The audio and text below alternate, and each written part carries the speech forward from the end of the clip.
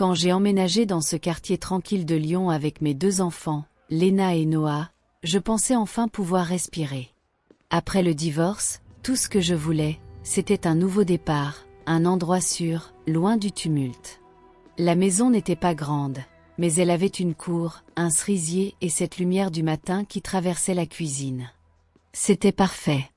Le jour de notre arrivée, notre voisin, Marc, s'est présenté avec un grand sourire et une tarte aux pommes. Il disait vouloir souhaiter la bienvenue aux nouveaux. Il avait cet air chaleureux, presque trop. Léna, qui avait 8 ans, l'a tout de suite trouvé gentil. Noah, plus réservé, s'est contenté d'un petit signe de tête.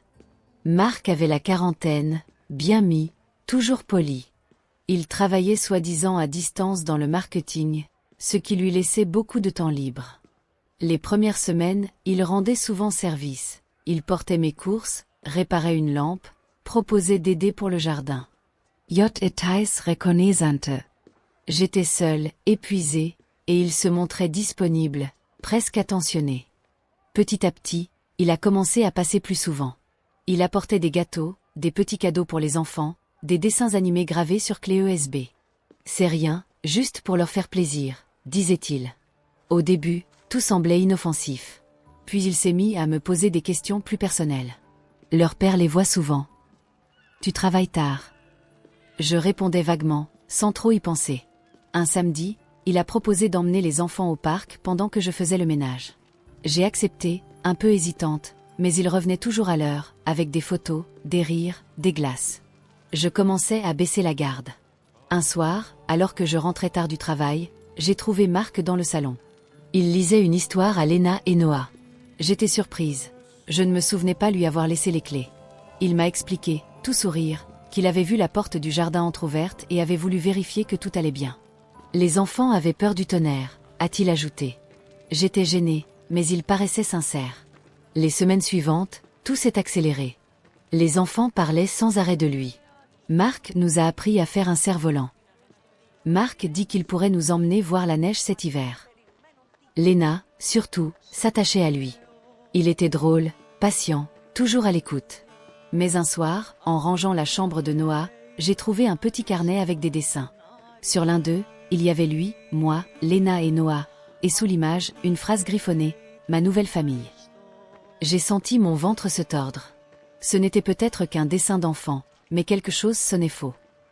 Les jours passaient, et malgré ses doutes, Élodie essayait de retrouver un semblant de normalité.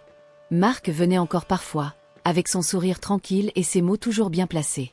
Il apportait des gâteaux, aidait à réparer la clôture du jardin, racontait des histoires drôles à Léna et à Noah. Mais plus le temps passait, plus Élodie sentait quelque chose d'étrange. Un froid léger, invisible, s'installait dans la maison à chaque fois qu'il franchissait le seuil. Ce n'était pas seulement son instinct de mère, c'était plus profond. Comme si son esprit criait de se méfier, mais que son cœur, épuisé, refusait de l'écouter. Un soir, alors qu'elle rentrait plus tôt du travail, elle aperçut Marc dans le salon, assis à côté de Léna.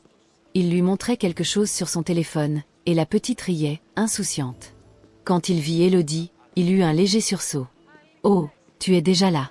On regardait juste des vidéos d'animaux, dit-il d'un ton faussement léger. » Mais Élodie sentit que quelque chose clochait. Son regard se posa sur le téléphone qu'il rangeait un peu trop vite dans sa poche. Cette nuit-là, elle ne dormit pas. Ses pensées tournaient sans fin autour d'une seule image, celle de sa fille riant à côté de cet homme dont elle ne savait presque rien. Le lendemain, elle décida de vérifier.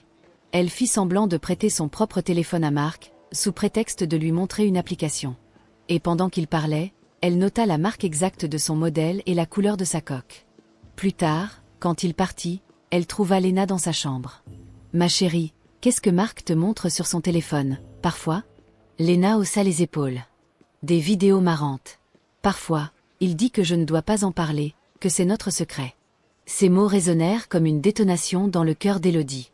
Le lendemain, elle alla à la police. Mais comme souvent, on l'écouta d'une oreille distraite. « Vous avez des preuves ? Des messages, des photos ?» Elle n'en avait pas. Elle sortit de là tremblante, humiliée, presque désespérée. Alors elle prit une décision. Si personne ne voulait la croire, elle trouverait la vérité seule. Elle installa discrètement une petite caméra dans le salon, juste au-dessus de la bibliothèque, là où Marc avait l'habitude de s'asseoir. Les jours suivants, elle sentit la peur s'installer, mais aussi une force nouvelle. Quand enfin elle revit les images, son sang se glaça. Marc n'était pas celui qu'il prétendait être.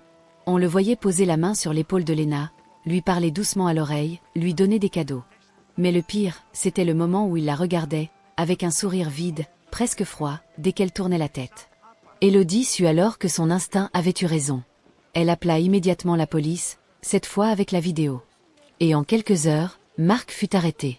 Mais l'histoire ne s'arrêta pas là. Car même si la vérité éclatait enfin, Élodie devait affronter une autre bataille, celle du jugement des autres. Certains voisins disaient qu'elle exagérait, d'autres murmuraient qu'elle avait tout inventé pour attirer l'attention. Mais Élodie, désormais, n'avait plus peur. Elle regardait ses enfants dormir, leurs visages paisibles sous la lumière du matin. Et dans ce silence, elle comprit que le courage, ce n'est pas l'absence de peur, c'est la décision d'agir malgré elle. Les mois passèrent. La maison semblait enfin respirer de nouveau. Marc était en prison, les procédures suivaient leur cours, et pourtant, Élodie n'arrivait pas encore à se sentir libre. Il restait en elle une cicatrice invisible. Celle de la peur, celle du doute, celle de la honte qu'on avait voulu lui faire porter. Chaque matin, elle se levait avant le lever du soleil, préparait le petit déjeuner pour Léna et Noah, et regardait le ciel s'éclaircir lentement derrière les vitres. C'était devenu son rituel, un moment de silence, de gratitude, de paix. Mais ce n'est qu'un jour de printemps, presque un an après l'arrestation, qu'elle comprit que la vie lui rendait enfin ce qu'elle avait perdu, la confiance. Ce matin-là, elle était invitée à témoigner dans une école de sa ville. Le directeur, touché par son histoire, lui avait demandé de parler aux parents et aux enseignants de ce qu'elle avait vécu, de l'importance d'écouter, de croire et de protéger. Élodie hésita longtemps. Revenir sur tout ça, c'était raviver la douleur. Mais c'était aussi une façon de transformer sa peur en force. Elle arriva dans la grande salle, un peu tremblante, mais le regard fier. Devant elle, une cinquantaine de parents, d'enseignants, d'adolescents. Elle inspira profondément. « Je ne suis pas venue ici pour parler de malheur », commença-t-elle, la voix douce. « Je suis venue pour parler de courage. Parce que parfois, le courage, c'est juste refuser de se taire. Et quand j'ai décidé d'écouter mon instinct, même quand tout le monde doutait de moi, j'ai sauvé mes enfants. » Un silence lourd tomba sur la salle. Certains essuyaient des larmes, d'autres hochaient lentement la tête. Elle parla de la solitude, du regard des autres, de ces nuits où elle avait voulu tout abandonner. Et puis elle termina par une phrase simple. « Si cette histoire peut sauver ne serait-ce qu'un seul enfant, alors tout en aura valu la peine. » À la fin, plusieurs personnes vinrent la voir. Une mère lui serra les mains. « Merci.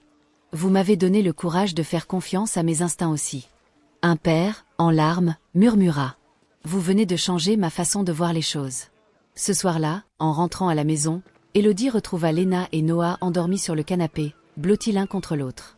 Sur la table, un dessin coloré, 3 silhouettes se tenant par la main, un grand soleil au-dessus d'eux. Sous le dessin, en lettres maladroites. « Nous 3, pour toujours. » Les yeux d'Élodie se remplirent de larmes.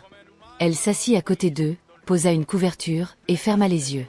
Pour la première fois depuis longtemps, elle sentit la paix. Pas celle qu'on espère, mais celle qu'on construit. Avec du courage, de l'amour, et la certitude d'avoir fait ce qu'il fallait. Et dans le silence du soir, elle murmura. « Merci, la vie. Pour m'avoir laissé tomber, pour mieux me relever. »